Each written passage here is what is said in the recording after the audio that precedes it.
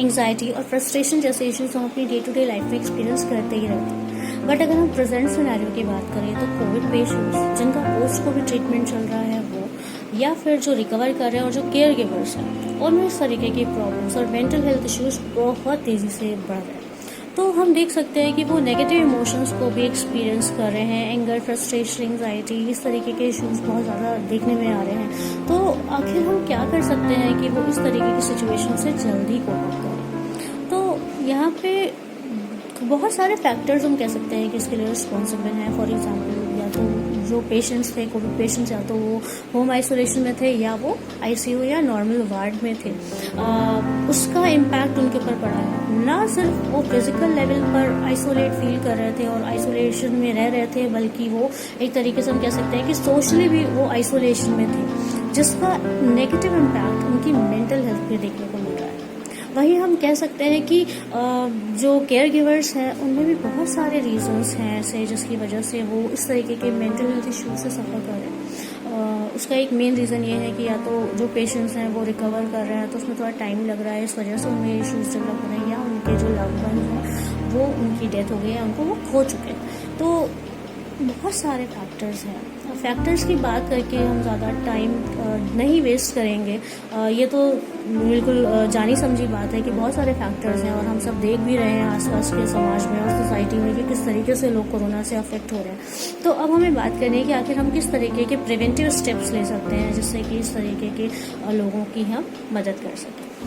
तो कुछ लोग तो हैं जो अपने स्ट्रॉन्ग विल पावर से इस सिचुएशन से ना सिर्फ फिजिकल लेवल पर बल्कि मेंटल लेवल पर भी जीत के वापस आए हैं और अपनी लाइफ की न्यू इनिंग उन्होंने खेलनी स्टार्ट कर दी है। लेकिन वहीं कुछ लोग ऐसे भी हैं जो अभी भी इस सिचुएशन से कहेंगे सैडनेस और फियर के दलदल से बाहर नहीं निकल पाए हैं। तो उनके लिए मैं कहना चाहती हूँ कि सबसे पहले आप स्टार्ट कीजिए positive journaling. Positive journaling means कि जब भी आपके मन में किसी भी तरीके के विचार आ रहे हैं, नकारात्मक विचार आ रहे हैं, तो आप उन यादों को, उन विचारों को आप एक पेपर पे नोट कर दीजिए।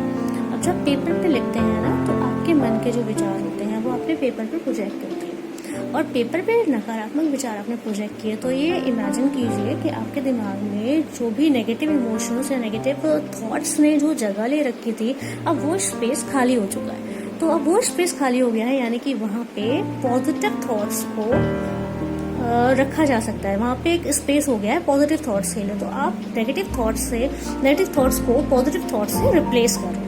ओके, तो पॉजिटिव जर्नलिंग, मन में जो भी विचार आ रहे हैं आप उनको सिंपली पेपर पे लिख दीजिए। आपको और कुछ नहीं करना है। इतना मात्र कर देने से ही आप ये महसूस करेंगे कि आपके मन का जो बोझ है वो बहुत हल्का हो गया है and you are feeling very relax. Okay, second level पर मैं आपको कहना चाहती हूँ कि बहुत सारे लोग ऐसे होते हैं जो इस तरीके की बातें अपने मन में होती हैं, उनको लगता है कि बहुत दुखद है, बहुत फियरफुल या सैड एक्सपीरियंसेस हैं हमारे, वो लोग बहुत ज़्यादा किसी के साथ में शेयर नहीं करना चाहते। लोग शेयर करना चाहते हैं अच्छी बातें, अच्छी यादें।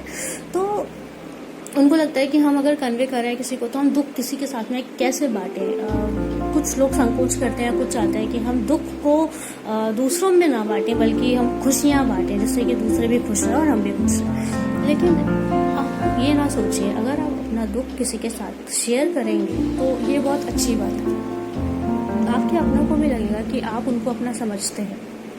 अगर आप अपनी बातें, अपने मन के लिए जो विचार हैं वो आप अगर अपने फैमिली मेम्बर्स के साथ में शेयर करते हैं तो बहुत अच्छी बात है। इससे क्या हमारा हम साइकोलॉजी में भी कहते हैं कि अगर अपने मन के विचार या भाव अगर आप किसी के साथ सिर्फ शेयर कर लेते हैं, कोई सुनने वाला होता है ना, तो आपके मन का जो आधा टेंशन, आधा दुख होता है ना, वो ऐसे ही ऑटोमेटिकली रिड्यूस हो जाता है।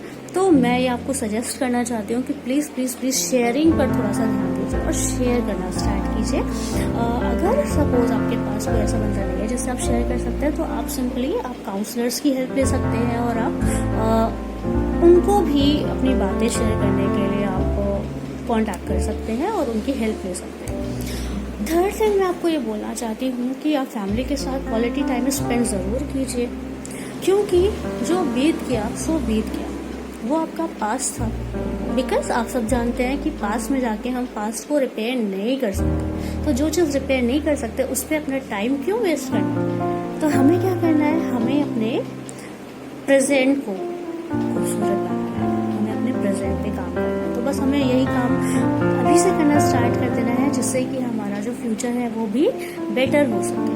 और कितने लकी हैं हम कि हम ठीक होकर आ गए हैं। आप ये सोचिए कि हम ठीक होकर आ गए हैं, तो अब तो हम जग जीत लेंगे, हम दुनिया जीत सकते हैं, हम कुछ भी कर सकते हैं। तो अब हमारे लिए सब कुछ क्या है, हमारी फैमिली है, और हमें अपनी फैमिली के लिए जीना है और जल्दी से ठीक होकर वापस आना है। तो इस तरीके के थॉट्स को डेवलप करने की ज़रूरत है।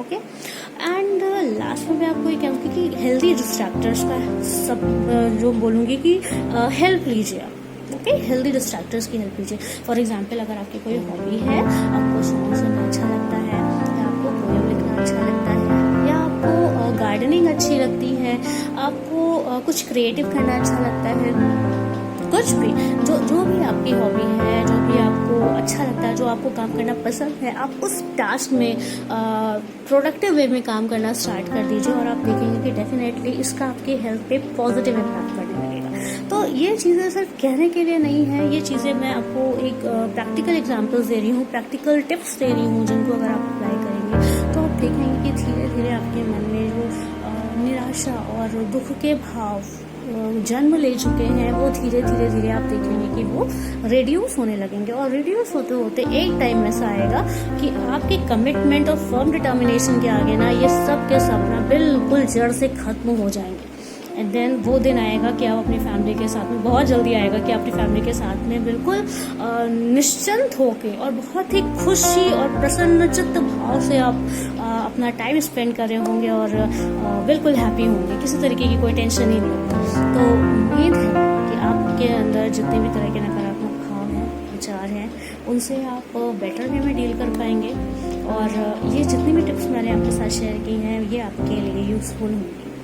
साथ में अगर हो सके तो आप माइंडफुलनेस को एक्सपीरियंस करना स्टार्ट कीजिए, इसको अप्लाई करना स्टार्ट कीजिए। इसके लिए कुछ नहीं करना है, माइंडफुलनेस टर्म बहुत बड़ा लगता है, लेकिन आपको सिंपली प्रेजेंट पे फोकस करना है, जैसे मैंने भी बताया। तो प्रेजेंट पे फोकस करना स्टार्ट कीजिए और अपनी लाइफ को नए सिरे से एक न्यू इनिंग खेलनी स्टार्ट कीजिए।